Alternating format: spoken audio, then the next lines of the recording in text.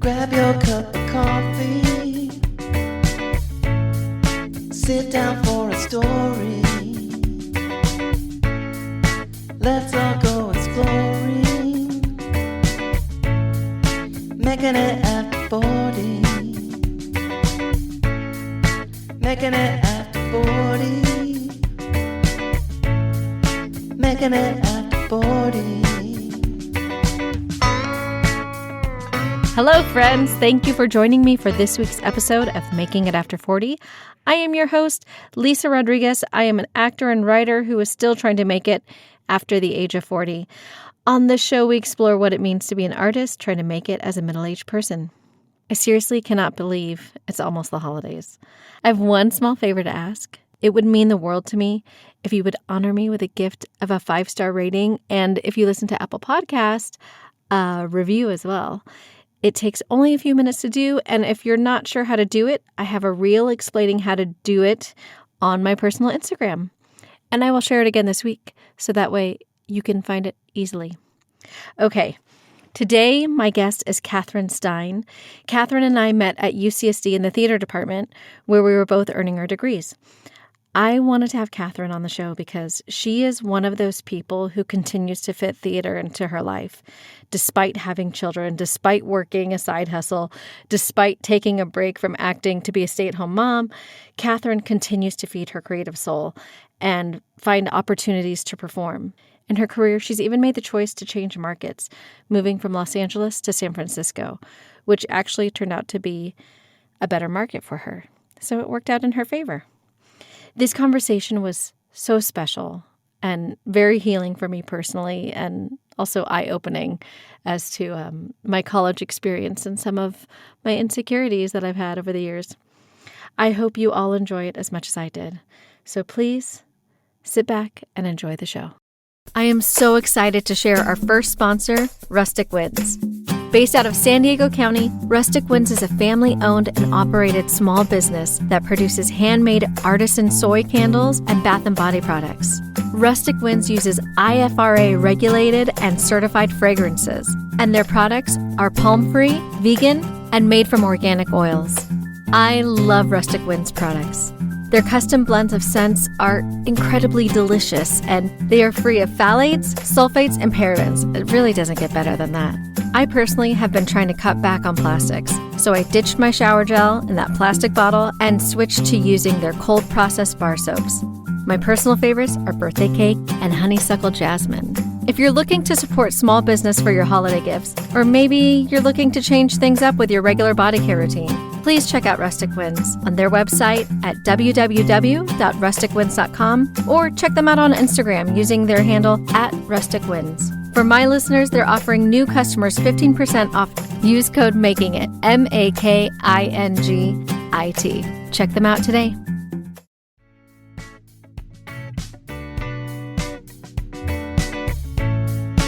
Okay, hi, Katherine. Hello. Today. Well, I'm trying to remember. Did we call you Kat or Katherine in college? I thought we called you Kat. Oh, I like Katherine, and I think a lot of it has to do with the fact that there were two other cats in our because there's Cat Rot. Mm-hmm. Yeah. Okay. Mm-hmm. So you like to go by Katherine. Okay, that's what I do. And the other cat was Kat Pirelli Minetti. She's now Kat Imperato, and she is someone who acts on the stage in the Bay Area as well. So, oh my gosh, that's so funny. Yeah. Okay, well, today we have Katherine Stein. Katherine and I went to UCSD together. We did theater. We both got our degrees in theater together, and in fact, we were in the same college at Muir College. We were. So yeah. We did the whole thing together. I think we must have lived in the same building. Were you in Tioga? Yes, that was the one facing the beach, right? Mm-hmm. Yeah. Mm-hmm. I was in G House. Oh, yeah. Yeah. Mm-hmm. Right above me. Yeah. We were probably loud and annoying. Those were good times. I speak so fondly of college to my children. I want them both to go to college so badly and have fun like I did. Yeah. And well, that's also where you met your husband. It is. Yeah. Yeah. Yeah. And you guys were paired up like right from the start. I know. Yeah. So you guys have been together for like 20 something years. That's right. Is that how old we are? That's right. Yeah. Yeah. Yeah. I think it's awesome. I think it's wonderful. And then so I did a year abroad, and then when I came back, moved into an apartment with some random people, one of whom I had met in England, and you and your husband happened to be living in the same complex right behind the Mormon church, Mm-hmm. kind of like Yeah. towering over our little apartment complex. That's right. That's right. Yeah. That was our first place together. I'm so glad that we have a chance. Am I the first person from college that you've invited on this podcast?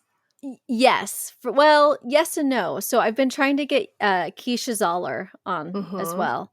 And so we've been going back and forth trying to get her on, and she's just had she gets so busy. She's had a lot of scheduling conflicts. We've had a couple of like dates set, and then she's had like some audition, and that she's got to reschedule, or she's got some life stuff going on. Awesome. So She's in New York, right? no, she's in LA now. Oh, okay. Yeah, she moved here just before the pandemic. Oh, Yeah. okay. In fact, I think she moved here like a month before my 40th birthday. And so I invited her to my birthday party and she couldn't make it. Aw. And then like 6 months later, it was the pandemic. So, Well, that's when I remember that you and I connected or reconnected was yeah. because the beginning of the pandemic had me just so I was kicking and screaming into the being shoved back into the stay-at-home mom role. I remember Yes. telling the world like, no, I did this already. Yeah. And now they're home all the time. I can't do it. And Yeah. you were like, I know. Oh my God. It was so hard. And I had a little baby. Uh-huh.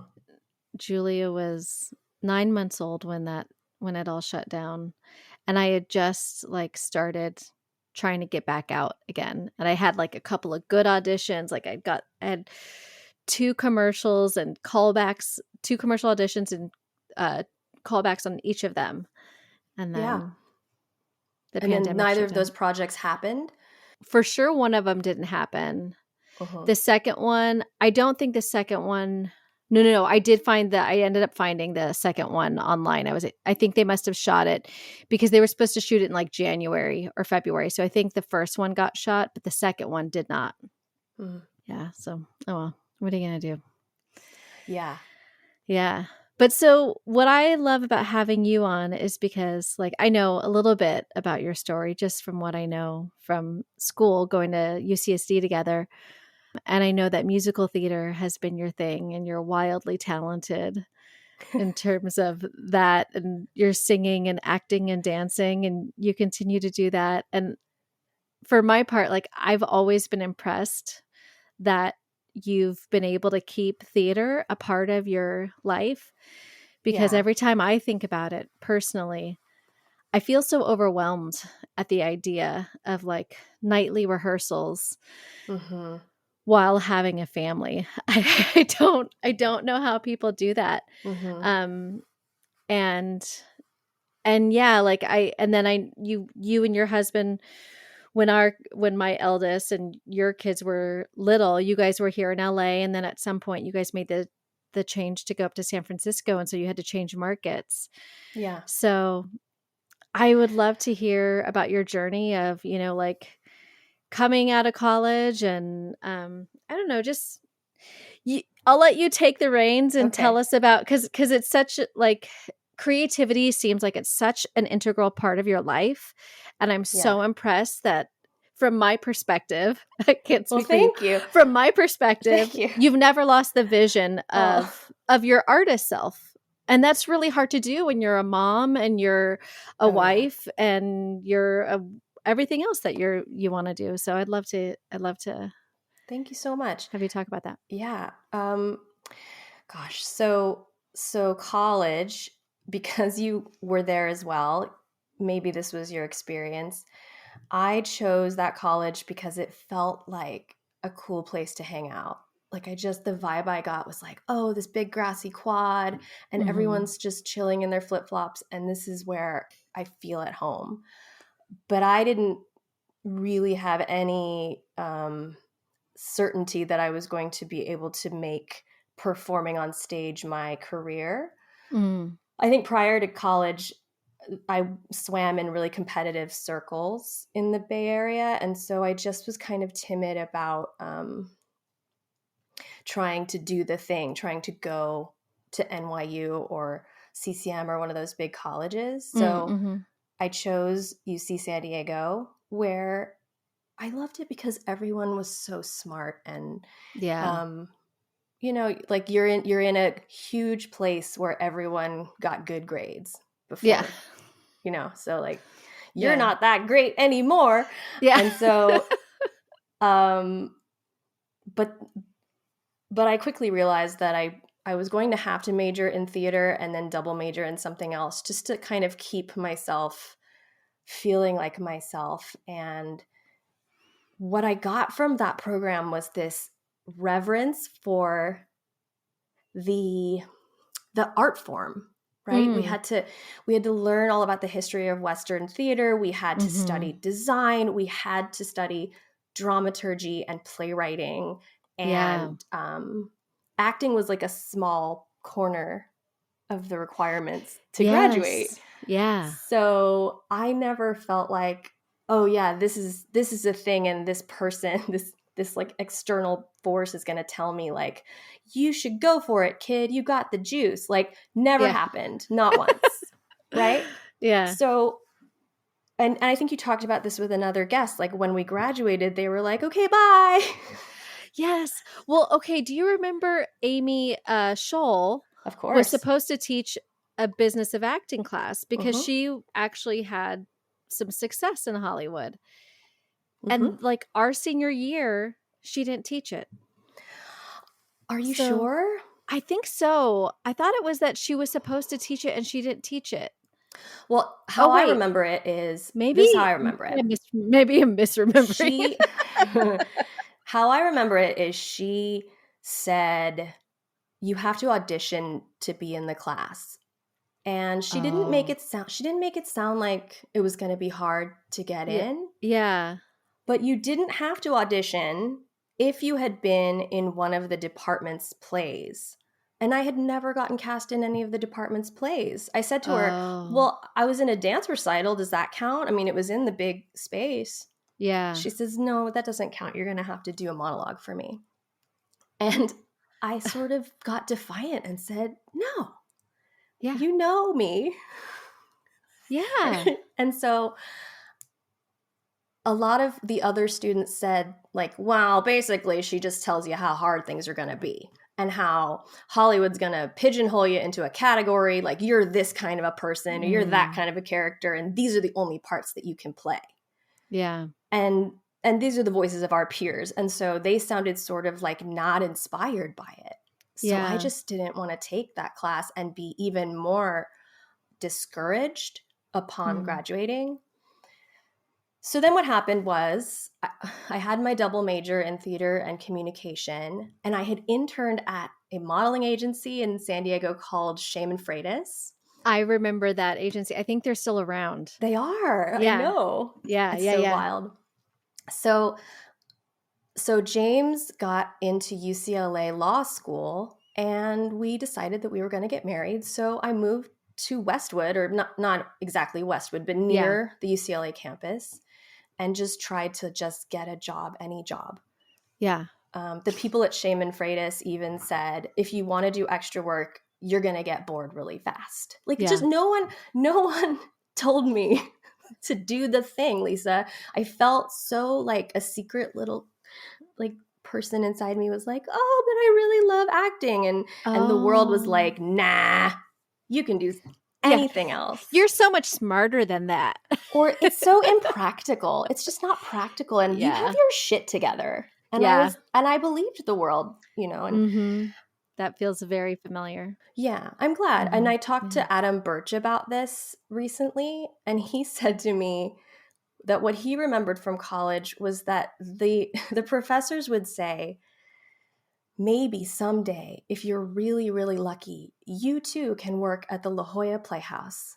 And I was like, that was kind of what they said, you know? And so it's funny now in hindsight, in our 40s, to realize that a regional Lort house is not the greatest thing that we could possibly achieve. And so it I think it kind of minimized the dreams that we had as a bunch of undergrads. And perhaps that was because the graduate students were so put on a pedestal. Yeah, cared for. That's perfect. I really appreciate you saying that, honestly. Like, I feel like this is opening up pathways to my memory and my brain, because I remember I felt that way, but I thought I was isolated in feeling that way. I thought they just didn't believe in me. So did I. And and I just remember, like, the whole, like you said, the master's program, they're so cared for, and like it is a really great program. But it was like all the energy went into that program. Oh yeah, and then there's some undergrads here who are funding it. Right. And then we will have one play per quarter. So we on the quarter system, we had 3 terms. So there were 3 plays a year that you could be in. And sometimes that play would have 6 characters in it. Yeah.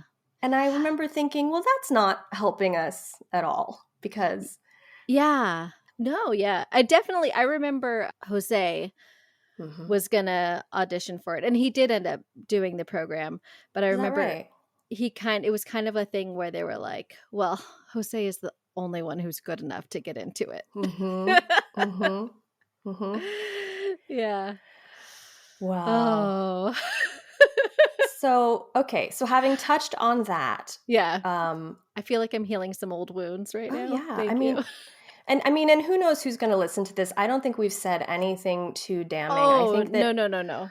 Everyone who taught at that school loved theater. And so I love theater. And I really do attribute it to the teachers I had in high school and the teachers that I had at college. And, you know, you meet people along the journey that they just don't see what we do the same way. And like, I think it's a good thing that I love the craft, because I know with certainty that I love the craft. After everything that I've been through, it's like, oh yeah, I really do love this. It's not about me being like, you know what, someday they're all going to be sorry and they'll be like, oh, I saw her up on the big screen and now I feel terrible for bullying her. Like, it's not that story at all. No. Right?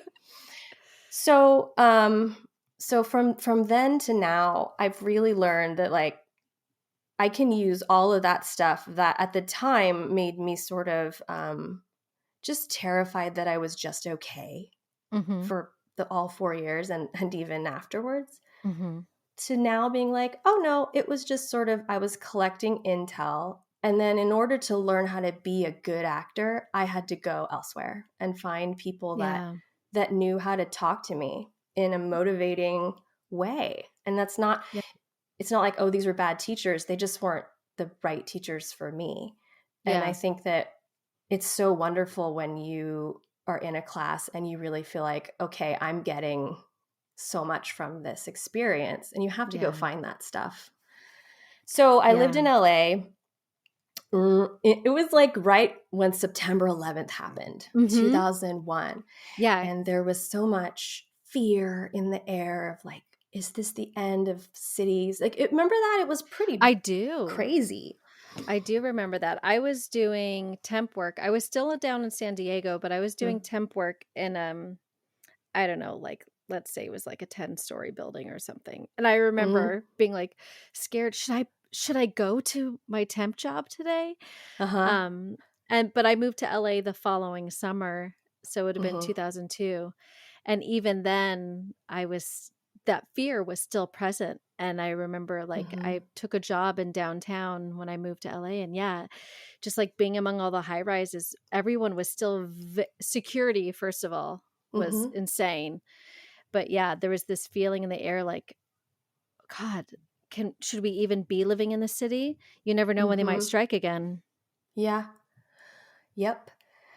So my first temp job led to me working at a really big talent agency in Beverly Hills. And I remember, one time I worked in the facilities department assisting an executive, and one of the agents called down, one of the big agents, and he said, "Who is this?" I said, "This is Katherine." And he says, "Katherine, is it right that you gave access to so-and-so's assistant to ride the executive elevator?" And I said, I think so. I'm sorry, was I not supposed to do that? And he's like, "I don't want just anyone using my elevator, Katherine." Oh my I'll God. never forget that. I went, "Oh, I'm so sorry, sir. I'm so sorry, Mr. Lamato." He's died now, but Yeah. at the time he was a very important man. And it was so funny. He's like, "That scares me, Katherine, my elevator." And so I realized that, that Hollywood was a really big money-making machine. And so even more so, the story of like making it seemed even further and further away because of how clear it was to me that, once you reach a certain level of success, then your agents are starting to really like negotiate up and make their 10%, and rightly so. Yeah. And so sometimes I would see a back end check from a big movie and go, "Holy, what? Like $6 million?" Things like that, that it made me afraid to say out loud that I loved acting and that I would love to do it. I think a lot of people roll their eyes when you're a 23-year-old woman saying something like that. I think so. I think you're right on there. So I spent some time doing different entry-level jobs, some of them in post-production, and I just kind of hit a wall of really just feeling like I didn't know what was going on and I hated my life. And it was like so shocking to just wake up one day and feel like, oh, I'm miserable. And the only good thing about my week are the free bagels on Thursdays. Yeah. Yeah. So I sort of chucked it all and I went back and I said, I want to start doing theater. I think I did The Artist's Way for the first time around then. And one day I found a singing teacher on like a little flyer on a wall at the ballet studio. And she was like, "Singing lessons," and I tore off the little, like her phone number off the thing. And so I started taking lessons with her. Her name's Michelle. And Michelle just taught me how to like shoot higher. And I started auditioning for more things until eventually I started booking musicals in LA. And that was the beginning of it. That's awesome. So like you were booking stuff like big musicals in LA, or? The first one that I did was at Fullerton CLO, which is no longer around. But at the time it was, the Civic Light Opera level.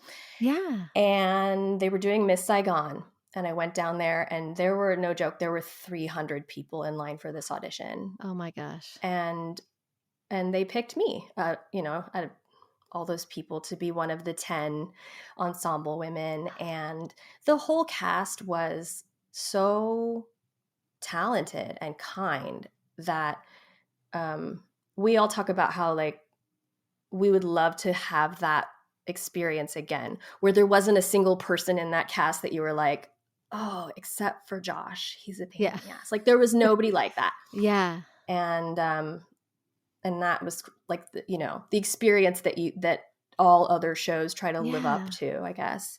And it didn't run for very many weeks, but they invested a bunch of money in the sets and costumes in the idea that they were going to rent them out to future productions of this show. So it was like the West Coast premiere of Miss Saigon in 2005. And it won the Ovation Award. And I didn't go to the Ovation Awards because I just thought, I'll go to the next one. But I've never been in a show that was nominated for anything since. So, Yeah, you live and learn when you're in your 20s. Yeah. And so all the while, James finished law school and he started working at a big firm downtown.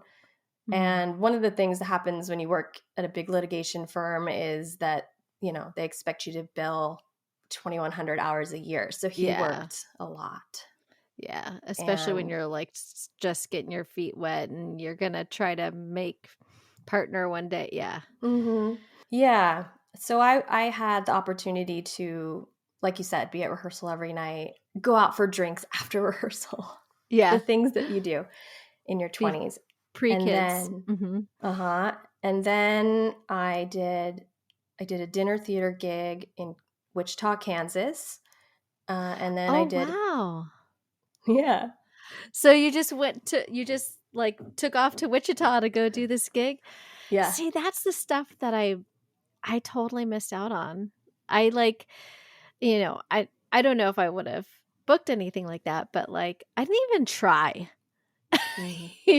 because I was kind of in that place that you're talking about, well, I don't know if I'm good enough. And well, I just have to stay here in LA.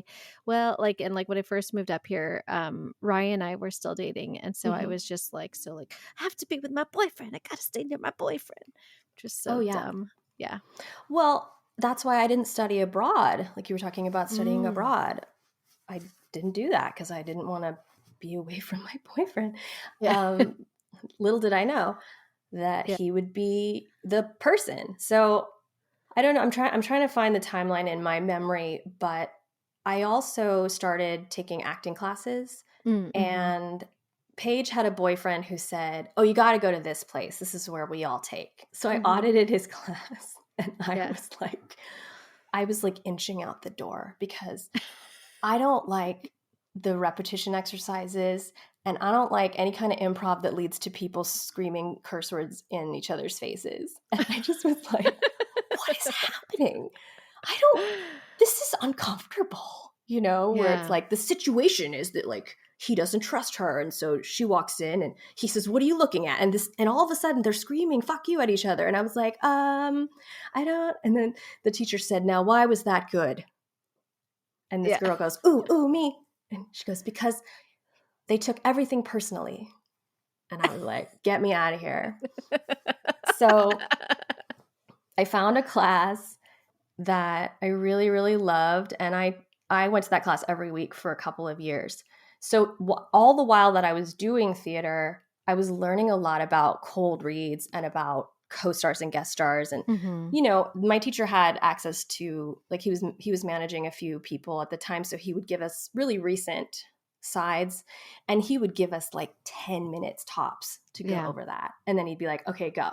And I miss those days, because it just felt like I was really just jumping in and going, "Okay, let's see what happens," Yeah. In a way that in college, God, we would spend weeks on a scene.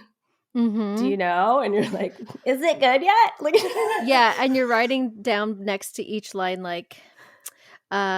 angry, to pull, to push, whatever it was. I just remember every single line had to have a different energy or whatever. Yeah.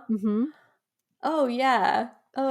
And just all of the authenticity that they were expecting from me that wouldn't come. And I would just be like, "Am I crying here? Is this, am I sad?" Yeah. And again, it's not our professor's fault. I think that, as so many of your guests have said, when we're young, we don't really have anything to draw from. So it's hard to do some of that stuff. And then, I would get into these classes in LA, and it was like, "So what's happening here? This person, she's in a sorority, right? And why do we care about this sorority?" And I would be like, "I don't know. I was never in a sorority." And he's like, "Yeah, I can tell that you don't know."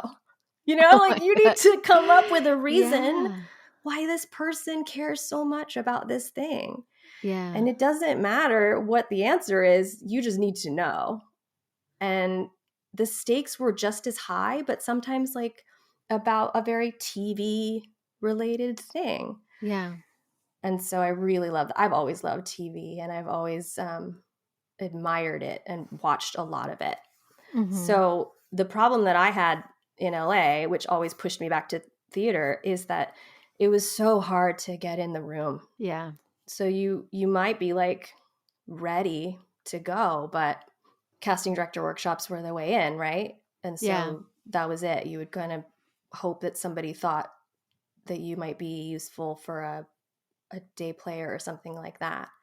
So it wasn't until I had a 2-year-old and a 4-year-old, and I really, really wanted to move back to the Bay Area to be closer to my family, Mm-hmm. that I mean, I didn't have an opportunity to audition for television until I moved back up here. Yeah. And so that was really an interesting lesson to kind of, I don't believe that I was in the market that's suited for me. Yeah.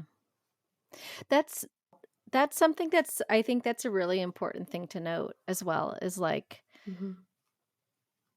are you in the right market? Is this, is the struggle, is it about you, or is it just that this isn't the right fit, Or what comes up a lot with some of my guests is timing, is that you haven't aged into whatever your type is.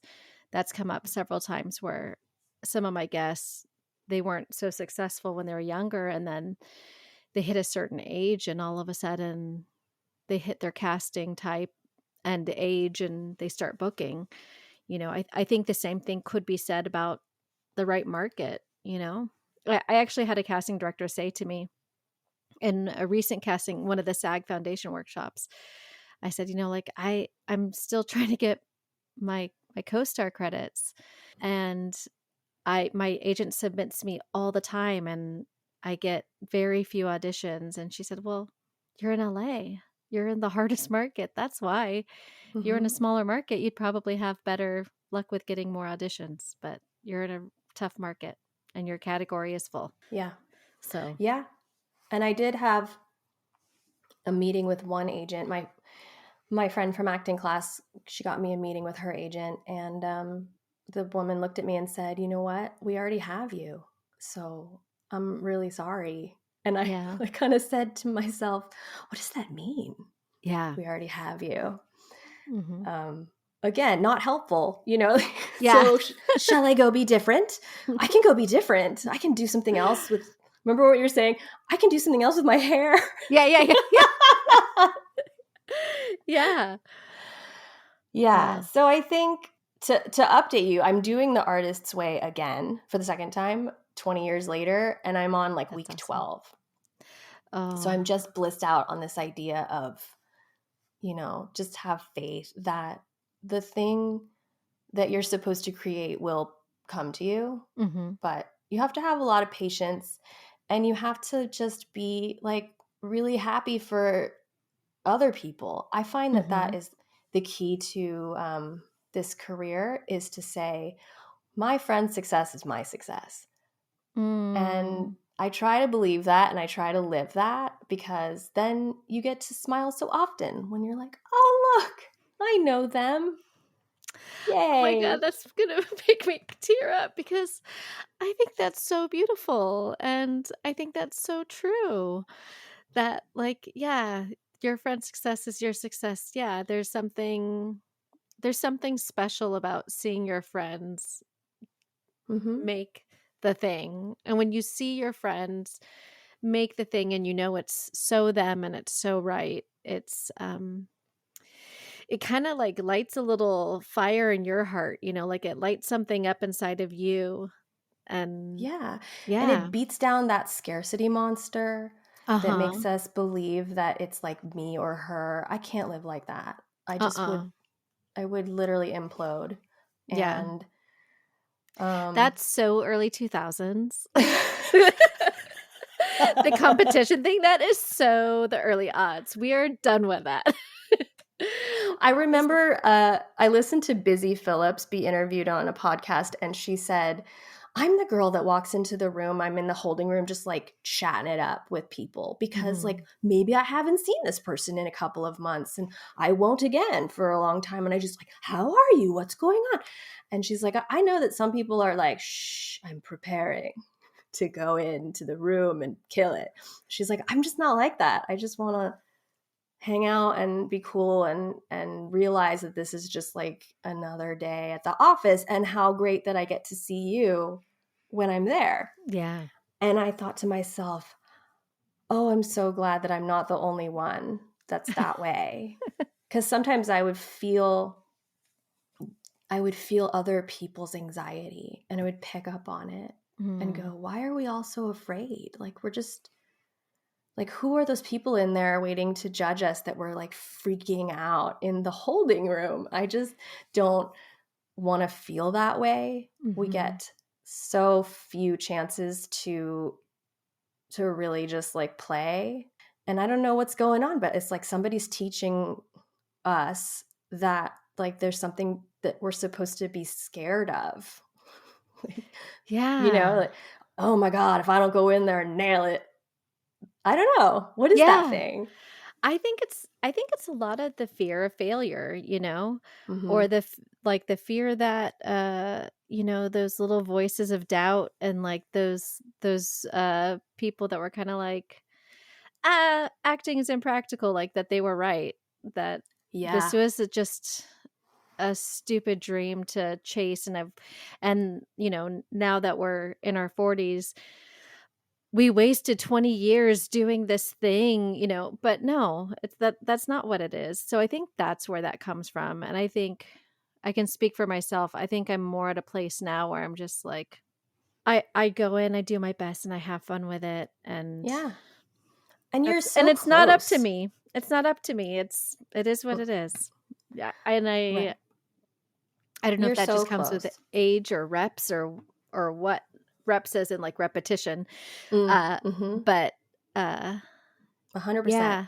Yeah. I think a lot of it, at least for me in the past, has been the fear that everybody's right, the fear that I'm going to fail.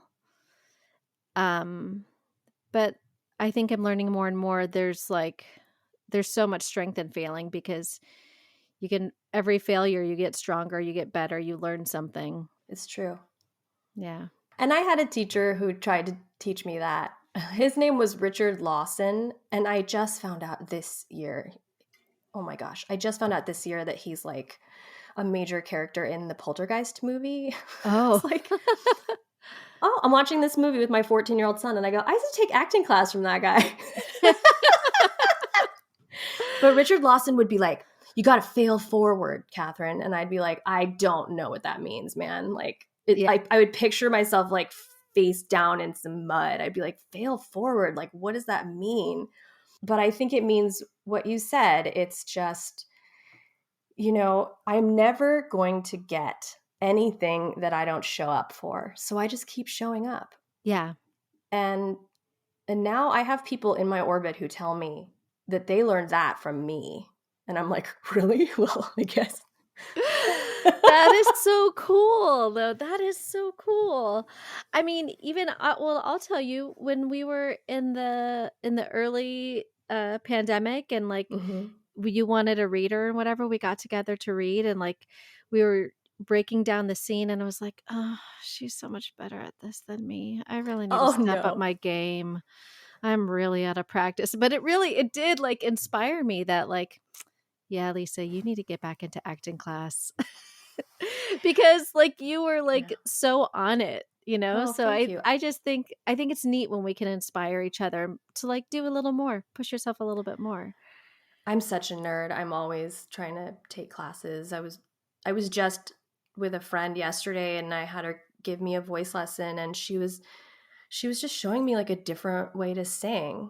And the whole time she would say, just out of like respect for a peer, she'd be like, and maybe you don't want to do this, but try Yeah. like this. And I would be like, no, that feels so easy. Oh my goodness. Like, and she's like, yeah, you sound like you're trying to make sounds come out. And I went, that's exactly what I was doing. Yeah. So now you're basically saying like, if you want to sing good, don't sound like you're trying so hard. And I was like, wow, Amy, that's amazing. Like, take my money. And I mean, I'm just that person, and I always have been. And honestly, if I didn't have a supportive partner, I wouldn't have the time to be such a nerd about all the things that I nerd out about. But one thing I wanted to tell you, when you're talking about just where you're at right now, knowing that like you're about to push through to the level that you want to work at. Mm-hmm. What happened to me was I decided, so I'd moved to the Bay Area and I was doing a lot of non-union musicals, and I decided in the end of 2017 that I was just going to join the union. Okay. Because I had reached the eligibility through the EMC program and I was sitting on it, and it closes a lot of doors to you when you stop doing non-union theater and you're only taking equity contracts. Yeah. But it was just something that I knew that I was ready to do because I do have 2 children to raise, and even though they're potty trained and they can read, there's so much more. You know this. It's like it never ends. It's not over. No.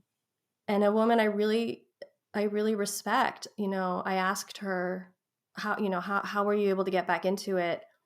And she said, honestly, when they're teenagers, they actually need you more in a way. Yeah. So be ready for that. And I never forgot that she told me that. So I started auditioning for all of the union contracts that I could find in the entire Bay Area. I drove all the way down to Santa Cruz. I drove all the way up to Napa. I was all over the place in my car, auditioning. And then my friend invited me to read like a draft of an opera.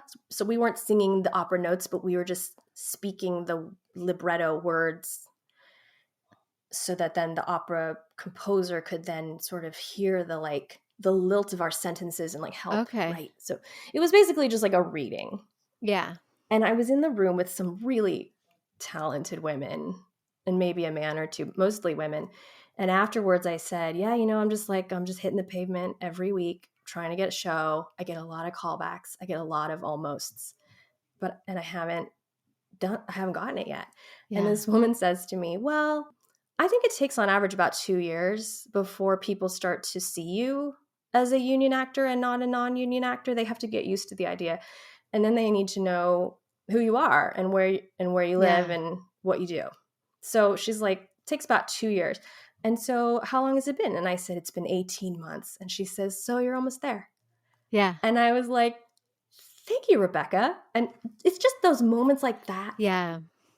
I want to be that person for other people. The person that says, keep going. You're so close. I love that. If you don't have someone tell you that once in a while, you start to listen to the vulture that says, you're wasting your time. And you know what? Like it's not real. Yeah. It's just in your head. Yeah. I got in my way over and over and over and over again because of the vulture that lives on my shoulder. And now people like you say things like, I admire what you've done. And I'm like, okay. We're all just like, I think this is working. Yeah. Yeah. No, I feel that. I love, so there's 2 things that you touched on. One is the artist way, which I think is life-saving for artists, regardless of your medium. And Jennifer Seffret down here in LA, her company's RX Artist Way. I'll tag it. I did it with her in 2020 during the pandemic, and that was amazing. And that really got me creating content again. Regardless, like I pushed through the I'm a stay-at-home mom, I can never do anything because my baby's around, and I figured it out. I would love to know, like, what is this round? This is the second round, you said, of doing it. What is it doing for you this time? And do you feel like you have new goals laid out, or like other projects that maybe you've been sitting on that are now being reawakened? I am getting a lot better at spending time alone, taking a walk, and noticing the leaves on the trees and the birds in the sky, and just sort of being a human being that feels human feelings, and knowing that that's really all that we could possibly want to be great actors. Sometimes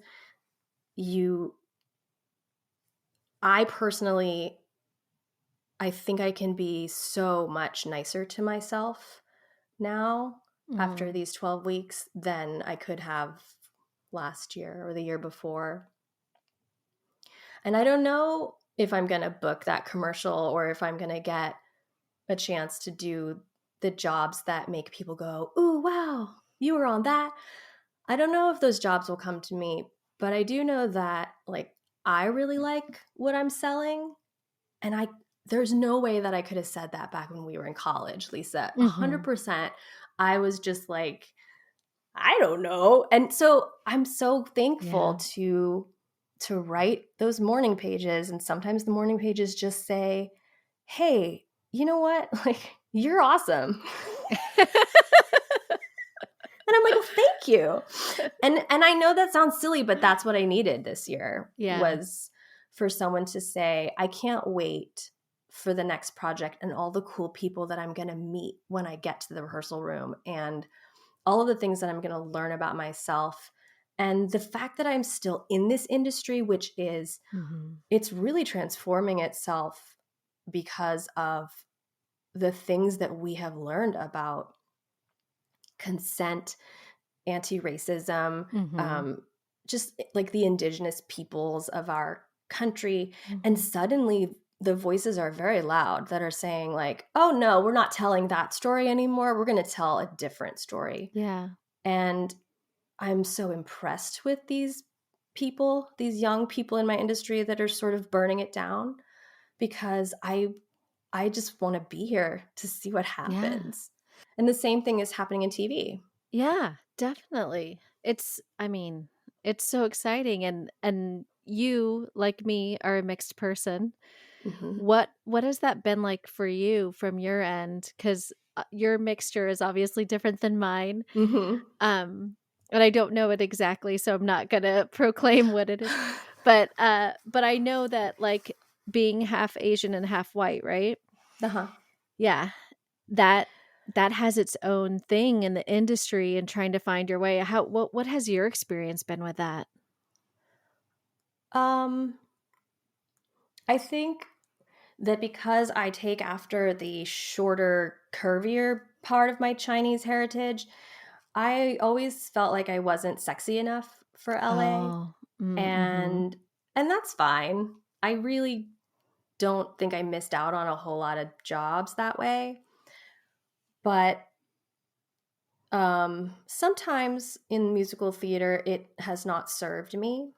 But I think that that's a story that I'm done telling about myself, because the universe has basically said, actually, if you go see and like name all these musicals that are on Broadway right now in 2022, there's a lot of half Asian women on Broadway right now. Yeah. And so maybe there weren't back in the day.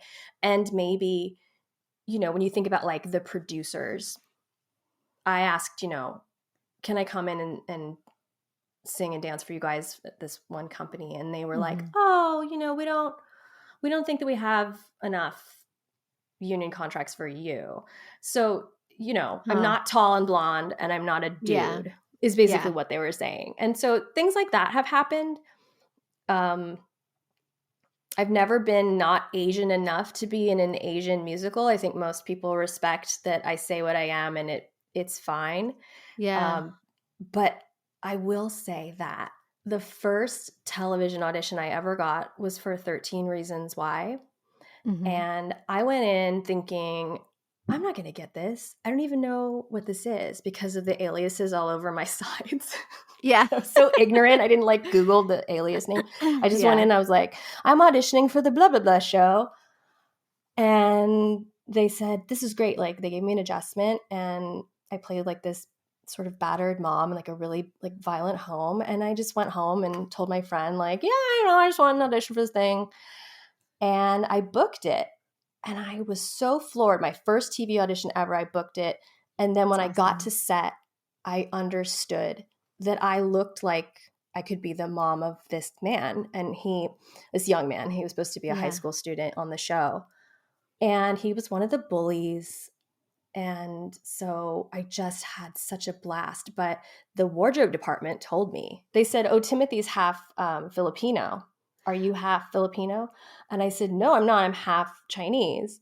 So they got a Hispanic gentleman to play his dad, and then I played his mom. And I Oh, realized that for the first time, this face was working for me as opposed to yeah. working against me. And I realized that that's the story they tell you, right? Like when they're looking for something really specific, that's when you'll get your first co-star.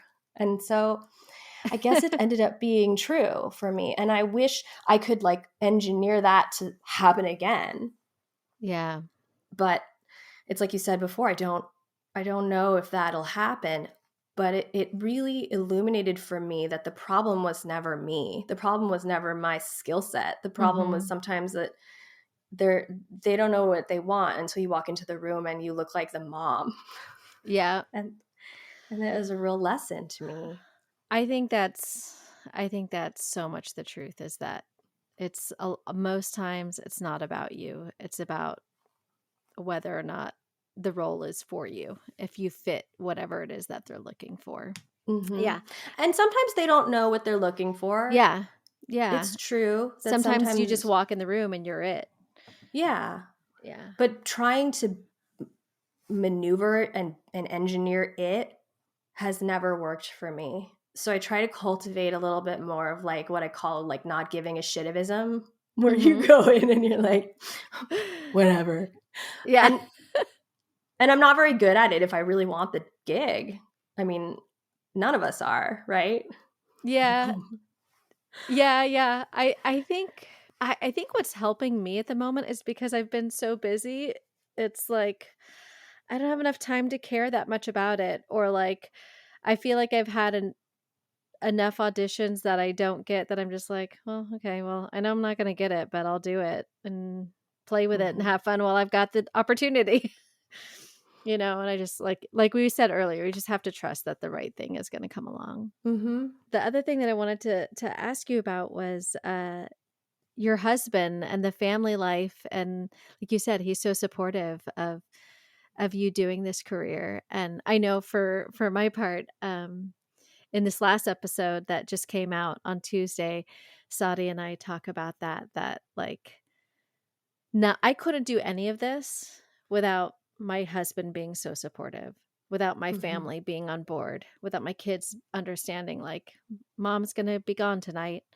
Mom's got to check out for a little bit to go do some work. Yeah. How has that been for you and your family, and even just the idea of becoming a mom, because you became a mom before you turned 30. So you became a mom pretty young Mhm. for our generation's standards Mhm. anyway.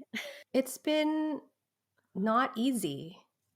And of course, I have a supportive partner. He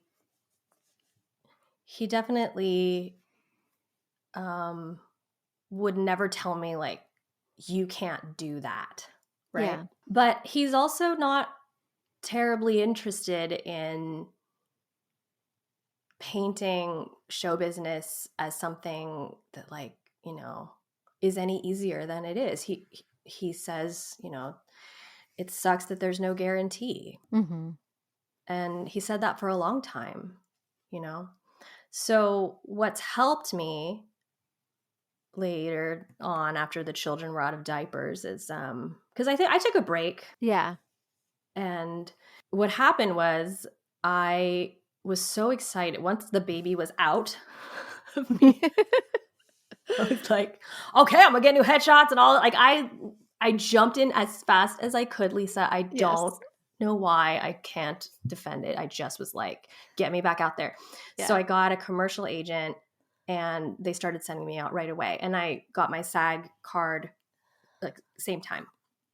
Because back then you could not get an agent to talk to you unless you were SAG. Yeah. Yeah. And now it's the opposite. Yeah. So I joined SAG with no credits, but I started going out for commercials. And one day, rather than pay a nanny for a couple hours, I brought the baby with me down to Mhm. 26th and Ocean Park or whatever. Mhm. And it was full of people. And I had a 4-month-old on my hip. And I don't know, I thought that I had more time, but apparently I was on deck. So they call my name. I go in there. I can't even go in there. I have a baby on my head. So a random person, she says, I'll take him. And I just, I disassociate from my body and I hand my child over to a stranger and I walk in the room and they're like, hey, and I say the sides, which are like, I like Taco Bell or something like that. And then I don't remember what happened, but it didn't go well. And I leave and I don't see him. It's only been like 90 seconds. Oh And my I'm God. like, where is he? And I start to panic that I've basically like lost Given my away your child. child. Yeah. For what? For a Taco Bell commercial. And so, time slowed down a little bit and I was like, oh no. And then I see on the other side of the room, not with the woman that I handed him to, he's in the middle of at least 8 drop dead gorgeous blonde models that are in the next room. They're auditioning for a beer commercial.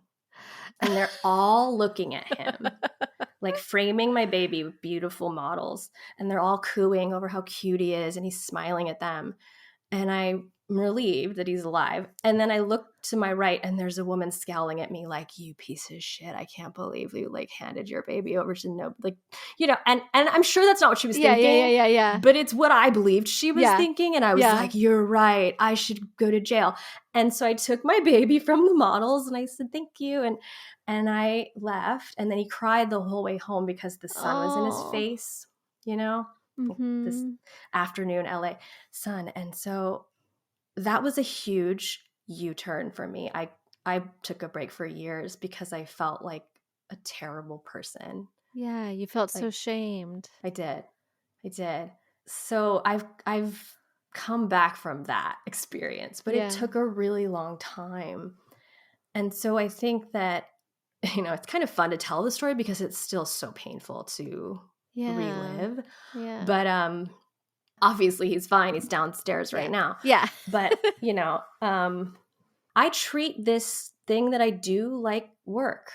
Yeah. So even though I'm not punching in and out, because we're always auditioning or prepping or reading or researching, networking, like all that stuff, it took time for me to say, this is what I do.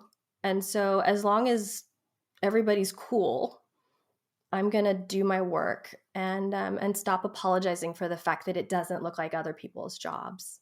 Yeah. And that has really been the key to finding a way out of what you said, of not knowing how to do it and have a family. Yeah. I think that's really important. I know that's been really hard for me to overcome. Like if my husband is working all day on his computer and I'm, working on sides or like you said, researching something, setting up emails, I feel like, well, I could always put this away and go clean something. I feel like I'm not doing my responsibility. Do I really need to have my kid in preschool in order to do my job? But you do because you can't focus. And so you have to stop apologizing that I like the way you said that our job doesn't look like other people's jobs just because there's so much solo time. There's so much time when you're doing work in an isolated little box. And so if you're not in that box, you can't see all the things that you're doing. But it's all towards this one goal of booking something or making something or whatever. I want to say to the new mom from many years ago, it's okay that you passed off your baby. And nowadays I see this all the time in the actor mom groups. They're like, hey, is anybody going to be down at, this place? Can you watch my kid while I go in for the audition? So let that I'm involved with PAL, Parent Artist Advocacy League. I'm one of the chief reps for the Bay Area chapter. And what is this? I've never heard of this. Oh, really? I could have sworn your last guest brought it up. Oh, did she? I must have missed that. That's okay. So a woman named Rachel Spencer Hewitt started a organization. It's a national organization, and their mission is care for caregivers. And the idea is that, if you're working on an artistic project, mostly theater, but also other kinds of the arts and the media, we do not provide any kind of a system to allow a person who has to take care of a child or an elderly relative any sort of map. In fact, we encourage them to be quiet about their responsibilities for fear of not getting hired back, or like, she can't commit because she's got children. And so this organization said, no, like, let's reframe the way that we respect and value caregivers, because the world is full of them. And so wouldn't it be better if we found ways to support them financially and or with community building in order to make our country a better place to have a child? And of course, like, we're not doing a very good job as it is with no paid leave in our country. When you go to Europe and you see the mommies pushing the prams around for the first 9 to 12 months, you go, oh, we don't have that in America. So I love being involved in the organization because I felt like the story that she told of her own experience mirrored mine. This idea that, like, oh, don't tell anyone that you had a child. Like, as if the thing that takes up your entire brain and body is just something you're supposed to pretend didn't happen because you're wary of, like, the powers that be don't want to hire you. Yeah. It's disgusting. And there are a lot of people whose parents, when they're elderly, need them. Yeah. I meet them all the time. I meet people that have been on Broadway. Now they can't. They have to take care of their mom. So it's a real thing, and it's a really cool organization that right now their biggest action is emergency grants. Okay. That's really cool. That's awesome. Yeah. Look at you. See, you're all involved and doing things. I try. Helping other moms. Well, I think that, like you said, being able to talk to somebody else is hugely helpful, because then you don't feel like you're the only one that wants this for yourself and that is pursuing this with a very intentional energy. You're not just, like, messing around and going, oh, wouldn't it be neat if I could, like, that's the thing I come up against in this market. A lot of people who don't work in the arts in my cities, they like to describe what I do as so fun. Yeah. That's so fun. Aw. Are you in a thing? Can I come see you in a thing? It's so fun. Yeah. I want to just sit around and, play pretend all day. Yeah. Yeah. Or they assume that that's my favorite thing to do, is to play Tea Party with my 3-year-old. And I just let them think that, because they would probably judge me if I told them the truth. Yeah. I mean, I like older kids that can talk and have a conversation with me. I love being a mom, but I don't love staying home and playing pretend. Hell no. Does that make me a shitty actor? No. No. No. I think I'll just say I think you need to listen to my friend Leonora Pitt's her podcast, Mothering Heights. I don't know if you listened to her episode. I think you would get a lot out of it. And a lot of that we were talking about today is making me think about her podcast right now. Okay, I will. Yeah. Yeah, you should check it out. It's creativity, community, and caregiving. Oh my God, that's so amazing. I love podcasts, Yeah. There are a lot of things that I have now, a lot of resources that I have now that I wish I had had then. But that's okay. Do you think that's come with age, or do you think that's just because the world has changed?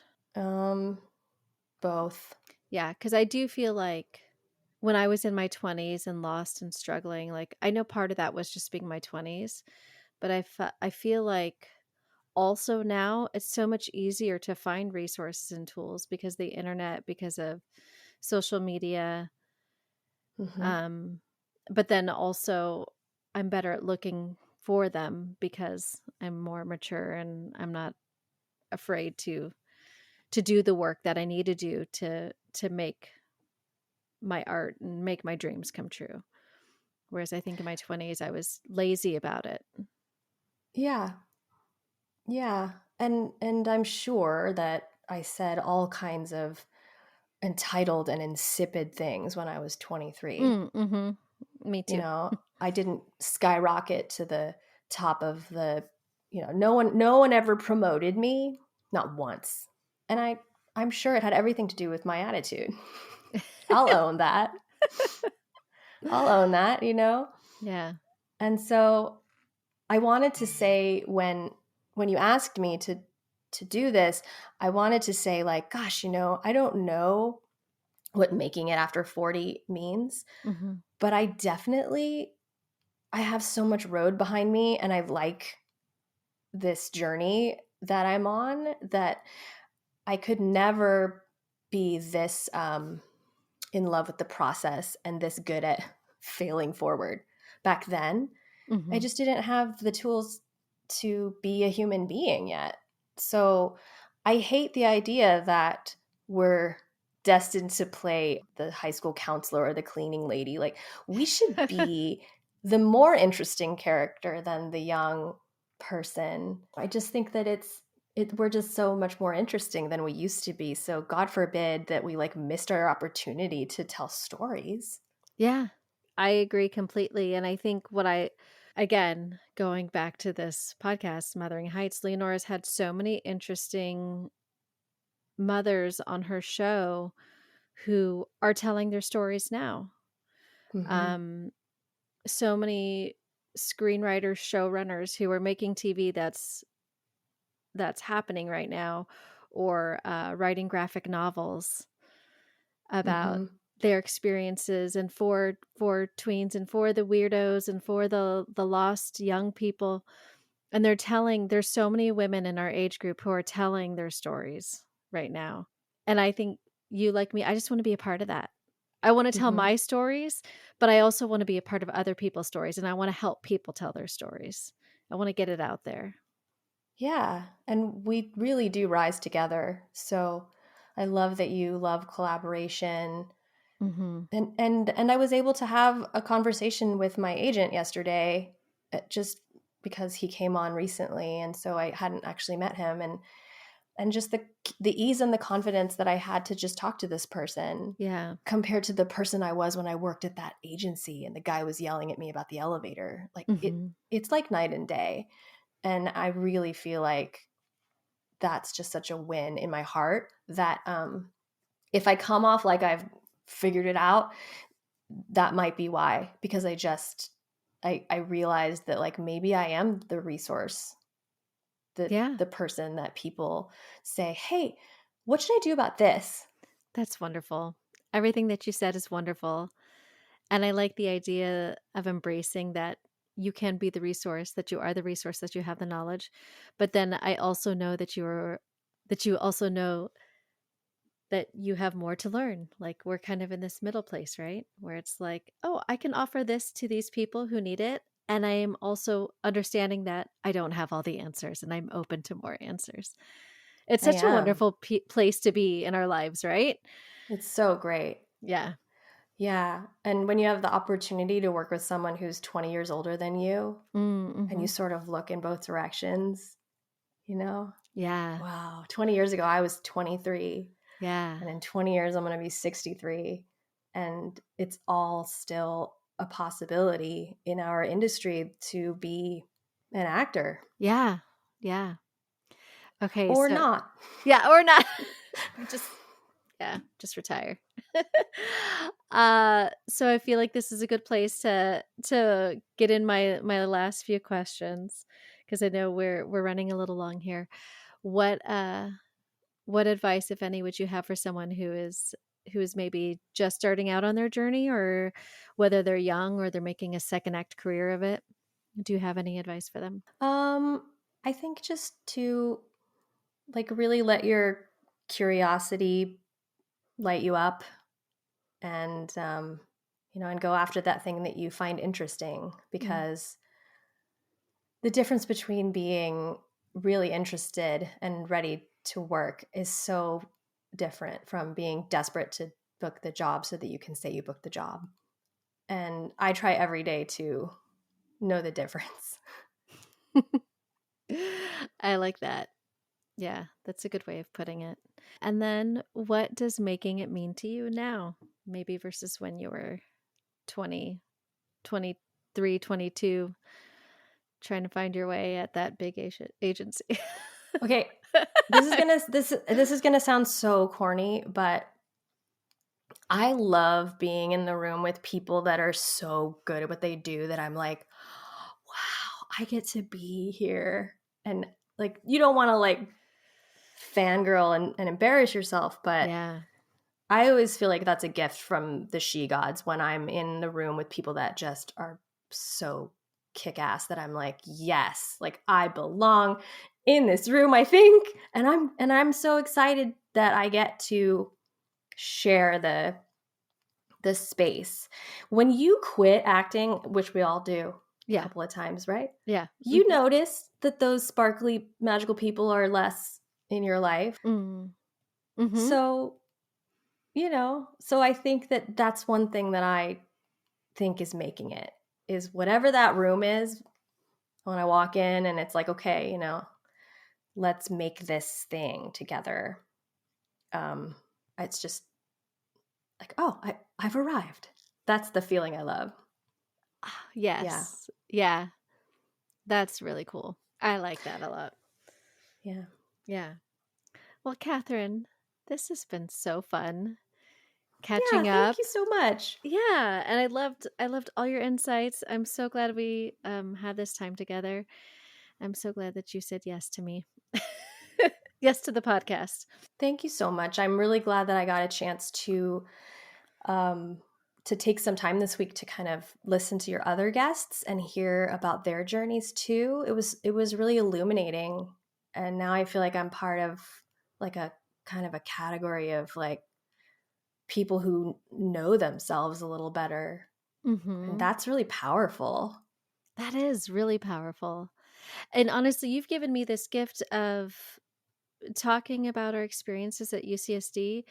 Honestly, I mean it when I say like that's like so healing to me, because I felt like, am I the only one who feels like this? Because there were very many times where I just felt like, well, I'm just not, am I not good enough to be here? Am I? Yeah. And to know that I wasn't alone Not at in all. like all that doubt during those years makes me feel much better. Yeah. Yeah. Thank you so much. And Thank you. Yeah. I look forward to hearing about all of your adventures and your acting classes and the things that you book. I'm really looking forward to that. Yeah. So don't forget to let me know. Yeah. Well, I'll keep you in the loop for sure. Yay. All right. We'll talk soon. Thank you all for listening to this week's episode. You can follow Katherine on Instagram at Katherine Stein _CA. If you're enjoying the show, please don't forget to rate, review, and subscribe wherever you listen. And hey, if you want to support the show, you can also use the link in the show notes to buy me a coffee. Be sure to follow the show on Instagram at Making It After 40, the number 40, and to catch up on what I'm doing when I'm not podcasting, check out my Instagram at Lisa Rodriguez. Thank you again, and have an excellent week.